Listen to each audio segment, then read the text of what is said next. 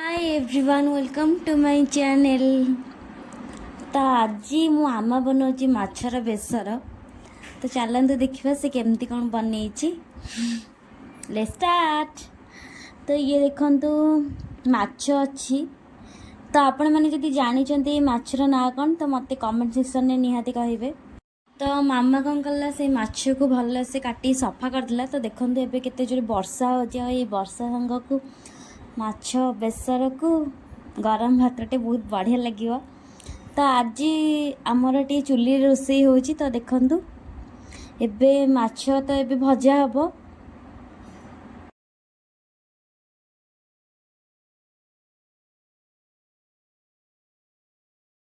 देखंतु केमती वर्षा होतला एबे देखंतु केते जोरे खरा होची।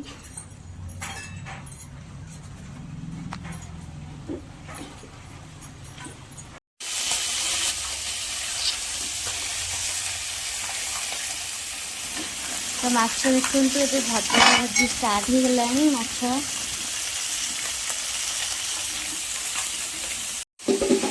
एबे हमर माछ भजा पूरा रेडी आपण माने देखि परथिबे।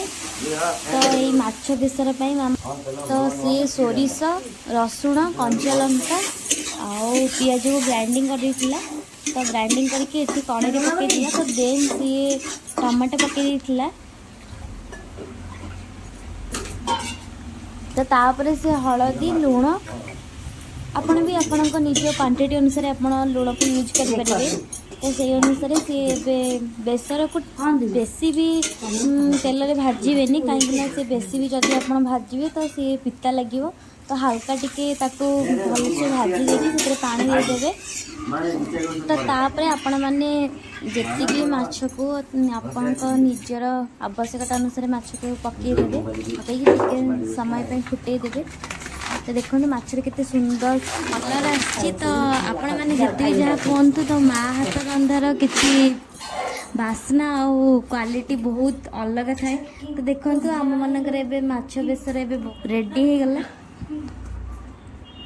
तो आपण मानकु केमती देखा मते कमेंट करके निहाती जणेबे।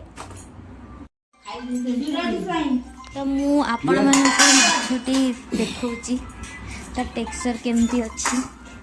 सूरज खाई कॉल कर खाऊनी कि बहुत गरम थिला। तो मुझे हाथ भी लगे पारे कौन भिडटा एमती करथिले। तो आम मैंने तो एबे खाइबा स्टार्ट कर दिलु। आपण माने देखि पारुथिबे। तो माछ बेसर भात खाई संध्या मूर्ति की से थिला तो खाइदेली। तो ये सब जिनस को सफा करी बाहर जाइए मार्केट सजबाज है। चलते देखिया मार्केट रे कौन सब किना हला। तो फाइनली मुझे मार्केट रू आसली। तो मु देखौची मु कौन कौन आनी मार्केट रू। मु यही नोज स्ट्रिपटा आनी एटा गोटे आउ एटा गोटे ओनियन सांपर एटा मु आनी। तो यही नेल पॉलिशटा मो मामा आनी आउ एटा भी मो होची मो मामार। तो एटा मोटे सिंगार आनी। तो एतिकी थिला आजिर वीडियो। तो जदि आपण मानक मोर ये वीडियो भल लगी तो लाइक शेयर सब्सक्राइब निहाती करदेवे। और कमेंट करी निश्चित भाव में कहे कि वीडियो केमती लगिला। Tata bye bye.